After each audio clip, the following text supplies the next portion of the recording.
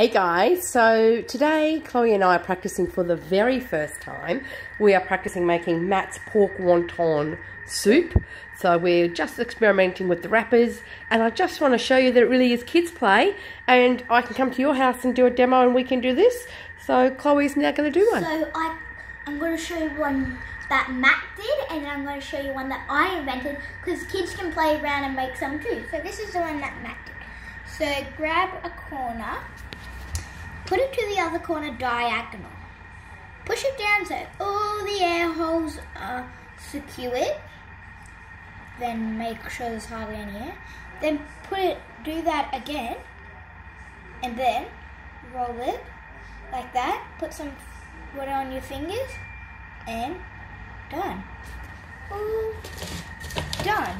Beautiful. We're going to put that into our Varoma with our groovy new Varoma liners. How cool is that? And alright, what's this one? The one that I made.